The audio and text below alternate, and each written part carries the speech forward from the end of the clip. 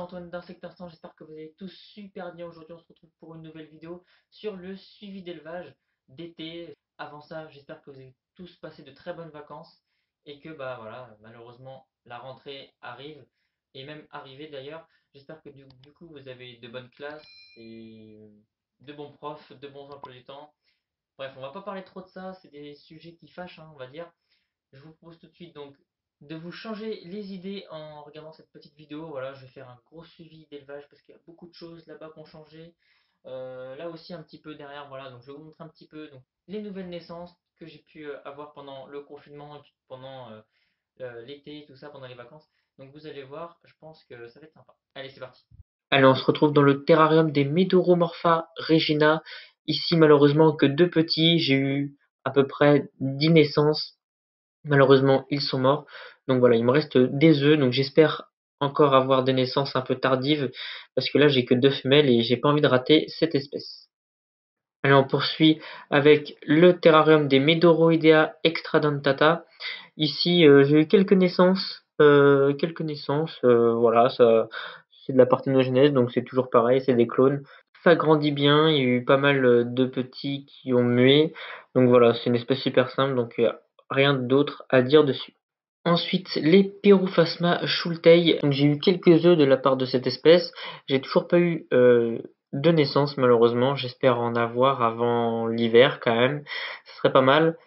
Mais bon, j'ai pas envie de rater non plus cette espèce. J'ai eu quelques décès de la part des femelles. J'ai commencé à les naturaliser, mais voilà, à un moment où je vous parle, j'ai plus que trois mâles. Les femelles sont toutes mortes parce que voilà, j'ai tourné la vidéo avant de faire le son. Donc c'est toujours une espèce que j'apprécie énormément avec ses petites ailes rouges et puis son petit quadrillage noir et blanc. Et puis aussi ces petits yeux jaunes là, on dirait que c'est des petits phares de voiture. J'aime beaucoup. Voilà. Avec ces petites antennes aussi rayées noires et blanches. C'est vraiment une espèce que j'apprécie particulièrement parce que les couleurs entre le noir et le rouge, le contraste est vraiment très sympathique. Et on part maintenant dans le terrarium des Sungoya inexpectata. Vous avez vu qu'il y a énormément de monde. Avant, ils étaient dans le tout petit 30-30-30, vous voyez, où il y avait que, j'avais quoi, 7 couples. J'avais juste, non, à peine 7 couples. Et là, il y en a des centaines. J'ai plein de petits avec des différentes couleurs. Ça va du noir, marron à beige. Et là, j'en ai beaucoup. J'ai des mus très régulièrement.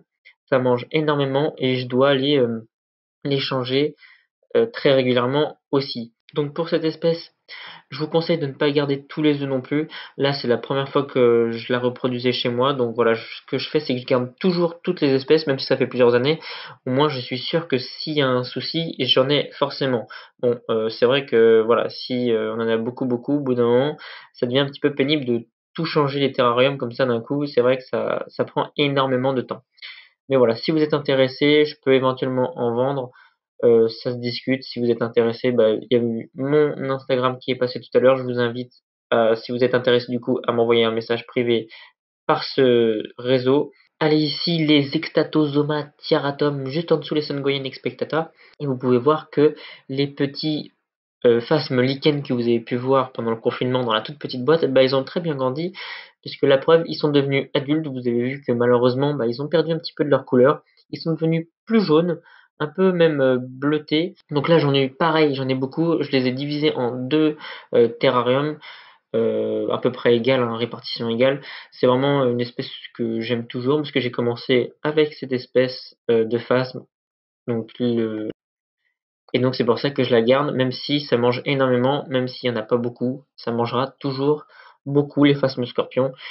Pareil ici, si vous avez beaucoup d'œufs et si vous avez déjà pas mal de naissances, virez les œufs, vous les mettez à la poubelle parce que sinon vous allez être envahi. Moi je suis pas vraiment envahi, mais quand vous avez une quarantaine de scorpions, ça commence à manger sérieusement et tous les 2 jours faut les changer.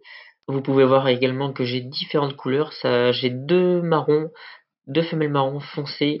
J'avais jamais eu ça, ils sont plutôt sympathiques. Allez, on passe maintenant au terrarium que j'ai fabriqué avec mon arrière cousin. Pendant le confinement, voilà, je me suis amusé avec lui à faire un terrarium que je pense vous avez peut-être pu remarquer un petit peu façon exoterra. Le bois qui a été utilisé, c'est du châtaignier. Donc il a pris ça dans des bûches de châtaigne, il m'a découpé tout ça dans des machines anciennes, donc sans aucune protection, donc j'ai pas trop pu manipuler les machines parce que voilà, il y a aucune protection et ça coupe très très fort. Il a réussi à me faire des magnifiques bûchettes comme ça, des magnifiques poteaux pour supporter le terrarium et les vitres, etc.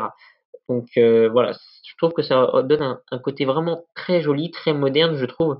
Enfin, le bois comme ça, bien massif, on l'a poncé et on l'a verni.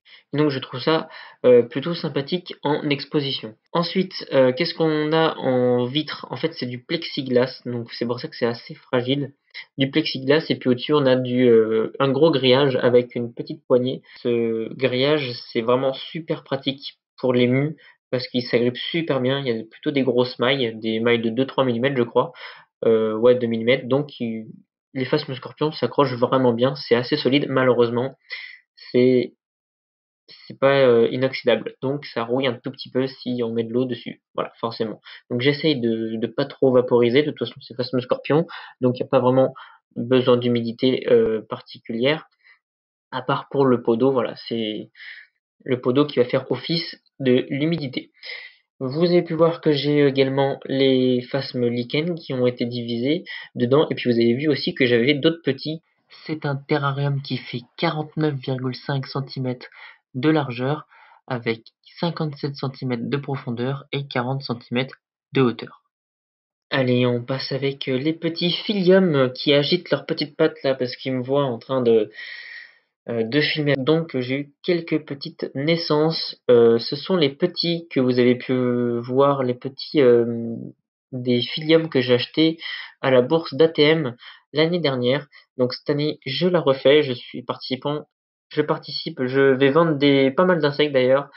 Allez, on continue avec les Necrosia Anudipes, le prochain terrarium. Voilà, on les voit ici. Ils sont pas très très grands. Ça grandit tranquillement.